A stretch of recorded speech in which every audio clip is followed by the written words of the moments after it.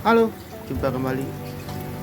Di sini saya ingin membahas faktor yang harus kita persiapkan sebelum tebar padat pada sebuah budidaya, khususnya budidaya ikan nila.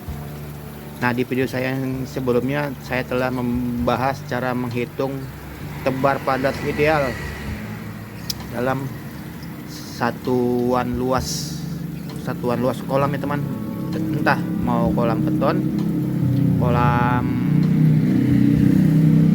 tanah, ataupun kolam bundar. Jadi teman bisa melihat di video saya yang sebelumnya. Dan di video kali ini saya ingin membahas hal yang harus kita persiapkan. Jadi simak terus video kali ini, subscribe channel ini, like bila kalian suka, dan bila ada pertanyaan silahkan tanyakan di kolom komentar. Nah, di video kali ini saya ingin membahas hal apa saja yang harus kita persiapkan dalam budidaya ikan nila yang dimana kita ingin tebar padat. Tentunya budidaya ikan nila itu dipengaruhi beberapa faktor teman. Misalnya keterbatasan lahan, modal yang kecil atau budget minim tapi ingin hasilnya maksimal, dan tentunya di antara kedua itu kita ingin mendapatkan cuan atau hasil untung yang maksimal. Seperti kita punya lahan terbatas, modalnya sedikit tapi untungnya maksimal. Nah, seperti itu bisa dibilang hal yang lumrah atau normal-normal saja. Akan tetapi yang harus kita persiapkan untuk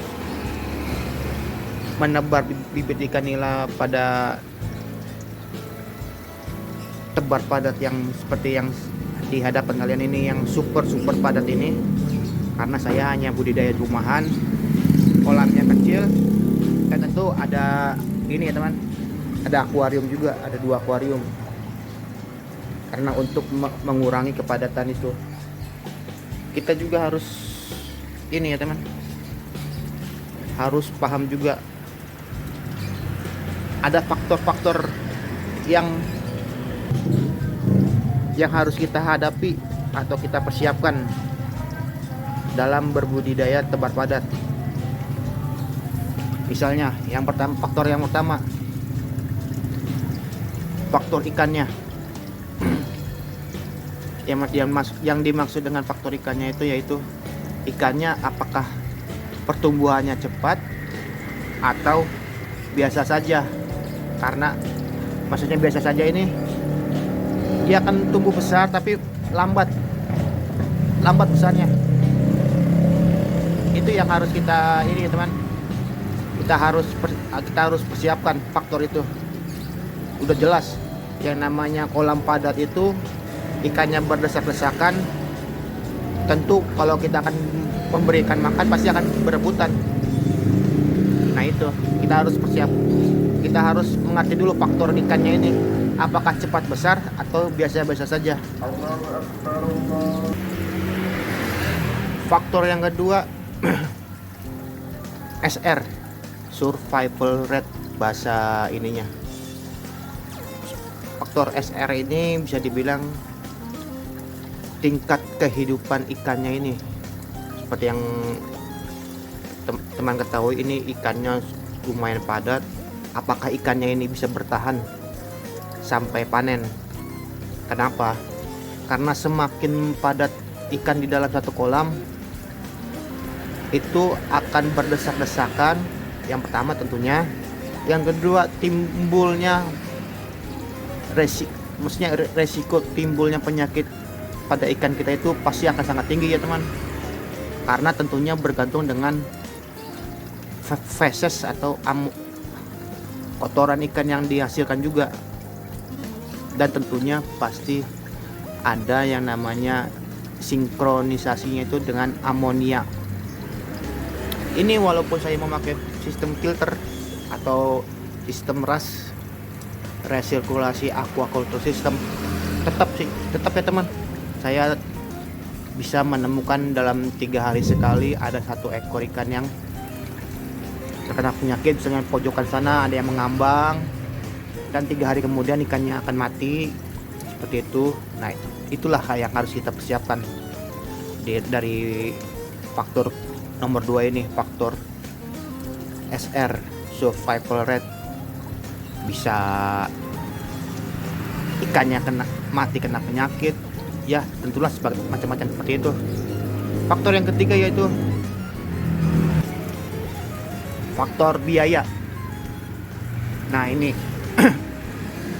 biaya yang dimaksud ini bisa berupa pakan atau pelet, dan juga vitamin, obat-obatan yang harus kita persiapkan juga. Nah, itu pasti akan sedikit membengkak.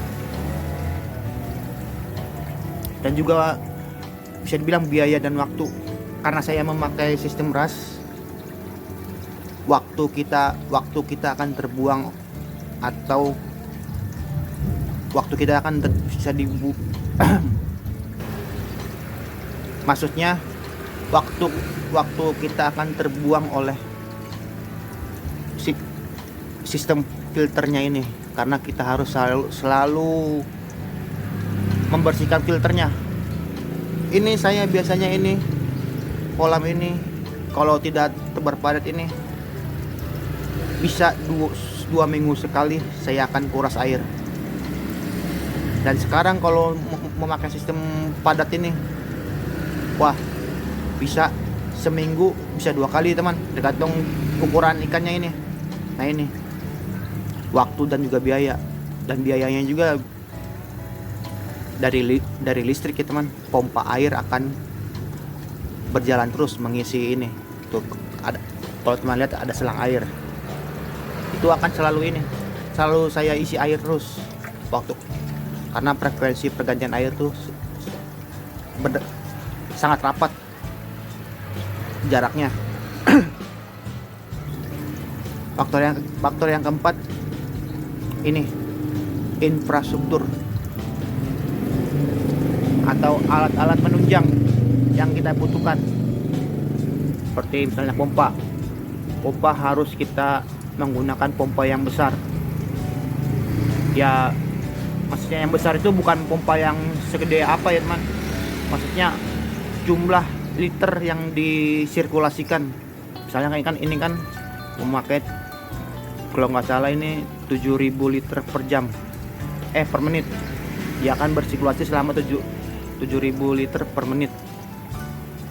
Dan jumlah aerator dan juga jumlah titik aerasi. Nah, bisa teman lihat, saya memakai beberapa titik teman. Ini 1, 2, 3. Nah, ini di sini juga ada nih 4, 5,